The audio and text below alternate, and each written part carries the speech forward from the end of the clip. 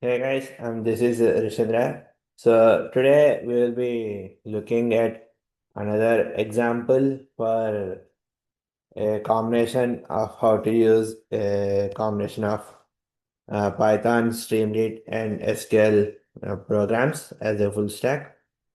So uh, other apart from the code yesterday, this is a one step above level. So the code that I explained yesterday, that's like easy mode, and this one it's up one level, which is like intermediate or advanced code. So today I will explain this example and let me share my screen so that you can see the code.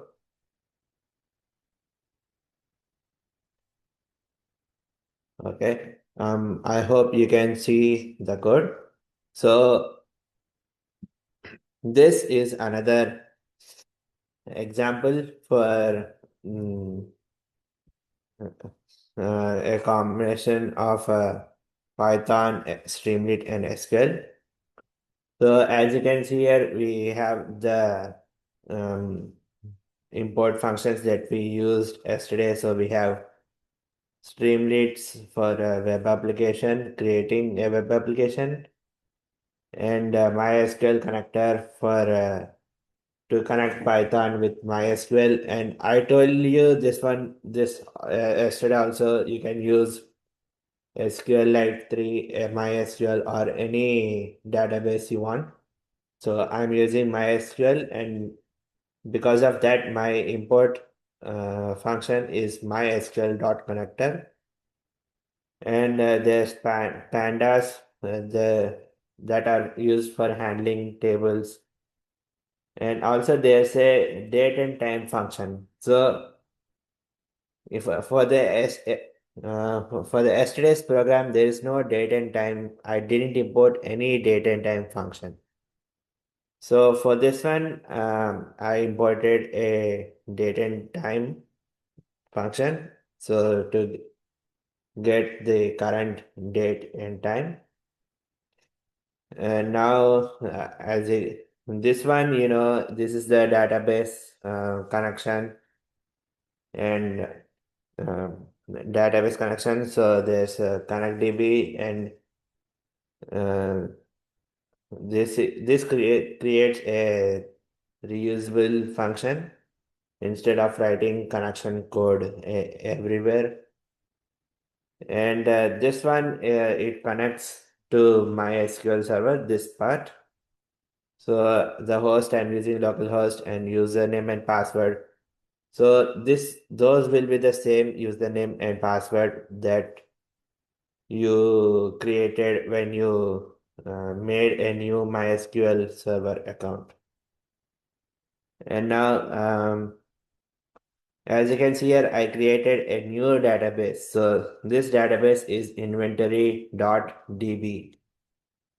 So now, th- I wrote create database if not exists, because mm, like you can create a database if you wrote a code the other way, you can create a database another way. So let me show you that.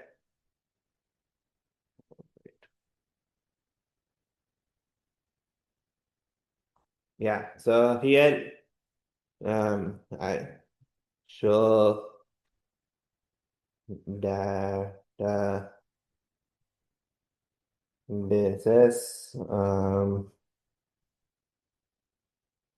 So as you can see here, there's the inventory database is already in the databases list. But if the inventory database is not in there, then you have to create the inventory database by doing create create inventory underscore DB. So it came like this because the inventory database is already created. So that's why it already came like that. The inventory database is the database we'll be using today. And next we have cursor function. So uh, like cursor, it is used to send commands. So Python uses the cursor function to send to send SQL commands. So now creating a database, of course, if not exists, and create a table if not exist.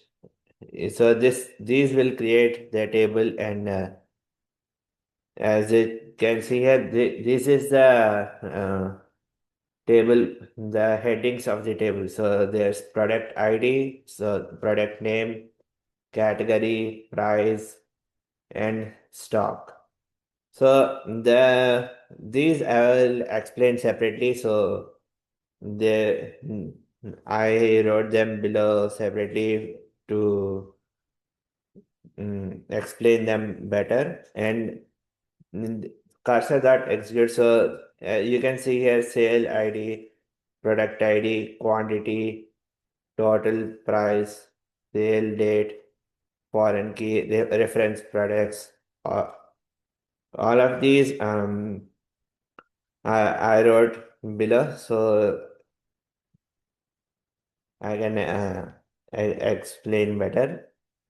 So the next one is the title, and this is the title of the example I will be telling you. So this is inventory and sales management system, and there's a menu that says add products, view products, record sales, sales history, and dashboard. So this is the sidebar menu. I already showed you a sidebar menu yesterday, and I will show you again today. You will see it after running the code. The next is add product, and you can see here you can see that I put add product as the header of the table. Next, in the add product, you can see there's a product name. There's categories. So I kept four categories. So if you want, you can add more categories. Uh, but for the example, I kept four categories. So I kept electronics, books, food, and clothing. If you want, you can keep other categories, uh, or make something into subcategories like vegetables, fruits, or maybe spices, condiments, maybe sauces, what any categories you want. And I also have the price, so the minimum value is 0, and I also have stock quantity. So the price you already know know it, the price, and stock quantity. So the minimum value of stock quantity I gave it as 0, and then for the button add product, and I wrote SQL product like SQL function insert into products, product name, category, price, stock, and values. So the values will be name, category, price, stocks. And at last, we will see product added successfully. Now for the view products uh, function.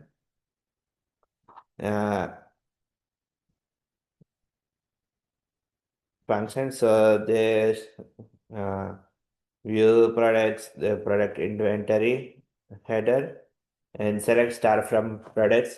So this one I didn't specify any that I didn't write where function. So select star from products. So it gives me all the information. If I wrote select star from products and I wrote where ID is equal to 1 or where ID is equal to 2 or where ID is greater than 20 or where ID is less than 20. So that's specifying the product. So I didn't specify the product. I wrote select start from products. So it gives me all the information about the product. So the next one is record sale. So here you can see it fetch. This one is the fetch products. Um So here you can see select product ID, product name, stock, price from products. So this is specifying the things. So here I specified that I wanted the product ID, product name, stock, price from products. So I know this is all the things mentioned there, but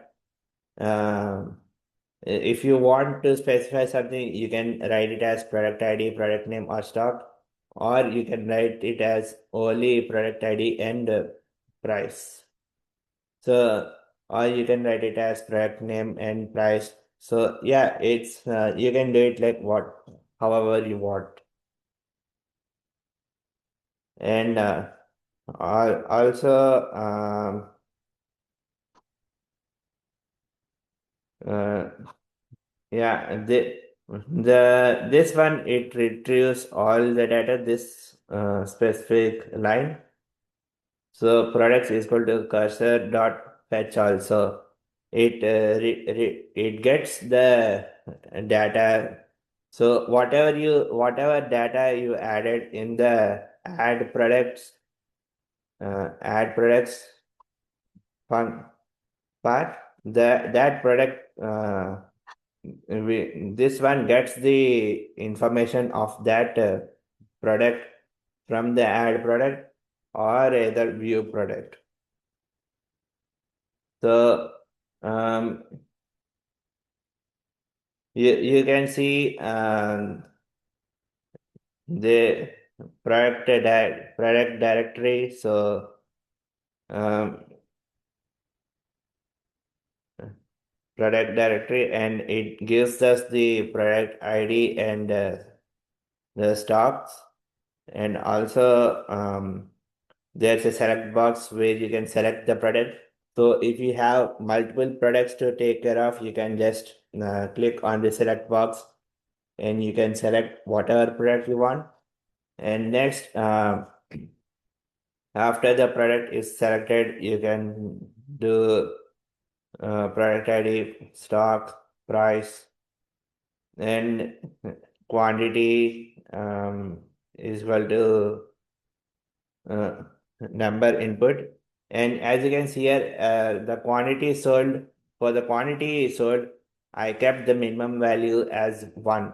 So when you are tracking inventories, so if the uh, if the products that you are selling uh, is less than 1 or 1, then you have to reorder the products. So this will tell you. So you can check here that the minimum value is 1, which means we have to like reorder the products. So this so as you sell the products, the quantity sold, it will have minimum value of 1 and it won't go any lower. And yeah, there's a button for record sale. So after you select how many quantities we have sold, you can just click the record sale button. And if the quantity is greater than the stock, then not you can put as not enough stock available, or else you can put it as the total price is equal to quantity into so quantity into price, and you can do cursor execute insert into sales, the product ID, quantity, total price, sale date, and also yeah, there's a you can also update products. You can update the stock and set where update products set stock is equal to stock minus percentages where product ID. So update here, what will happen is so as you sell the stock, the number reduces. So stock is equal to stock minus the percentage S. So this implies that the stock, so the original number we have will get subtracted by the how many products we sold, and you can see sales recorded successfully. Now the sales history. So here you can see the sales um, history header and query, and I wrote it as select s dot sales id p dot product name s dot quantity s dot sale from sales p join products. So I used join function here for the sales history, where join products p on s dot product id is equal to p dot product id. So why did I use join? So sales table only has a product ID, and a product table has product name. So the join table, so the join function, it combines the two tables. So it combines the product table and it combines the sales table. So so that we can see them as one tables, yeah, one table. And now this is the last section. So this is the dashboard. So dashboard. So here you can see say business dashboard, and you can I wrote select count star from products. So count star. So this count function, what it does is, so it counts the number of products that you have, that you currently have in your inventory. It shows how many products you have. So here you can see I use different functions. So the count function counts the products. The sum function adds all the stock quantities, and the sum of total price. So it adds all the sales revenue. So here you can see total revenue is equal to cursor dot fit shown, and now the metrics. So here you can see column 1 I kept it as products, column 2 I kept it as items in stock, and column 3 I kept it as revenue. So yeah, yeah. So this is the code. So this is the coding part, and now I will show you um, I will show you the code after running. So let me just execute the code.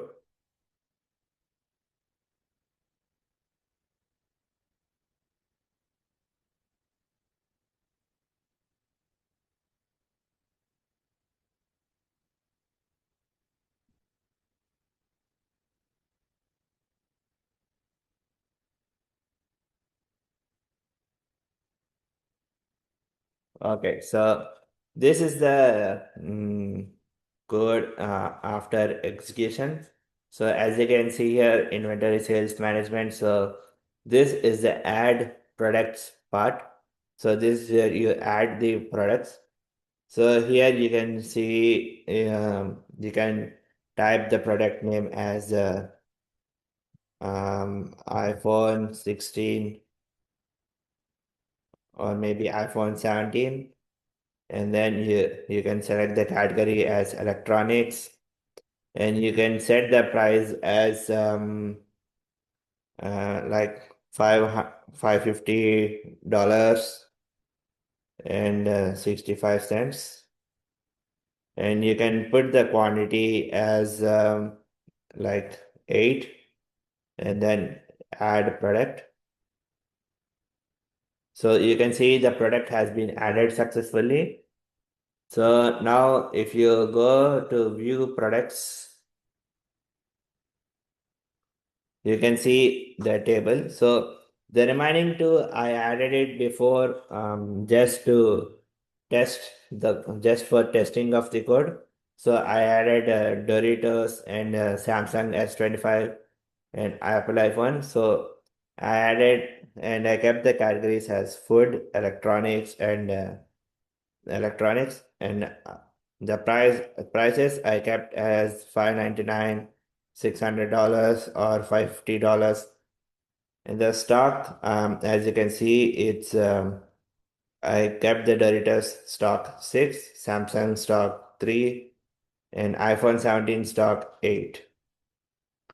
So this is the view products part. And next is record sale. So here you can record what products you sold.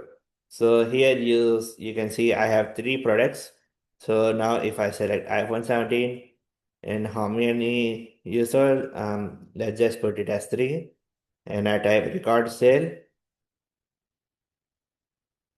And as you can see, it says sale recorded successfully, which means the sale has been done. So now if you look into view products, you can see the sale it has been reduced. So iPhone 17, we used to have 8. Now it has been reduced to 5 because in the sales we have recorded the sale as 3 iPhone products. And as you can see in the sales history that I kept the sale as quantity 2. We can see how many products we sold. So Doritos 2 products were sold, and say iPhone 3 products were sold. And you can see that total price is also added up, and you can see the sale date. You can see the date and the time of when the product was sold. And you can see the dashboard, and you can see that 3 products were sold and item in stock 14, and the revenue is $1,663. So the dashboard, shows it only shows for what product you sold. So if you sell Doritos, then the dashboard will show the revenue for the Doritos. Since I recorded the sale for iPhone, it's only showing the revenue for the iPhones that I sold in this. Okay, so yeah, so that is the mm, example, and it's like an intermediate level code.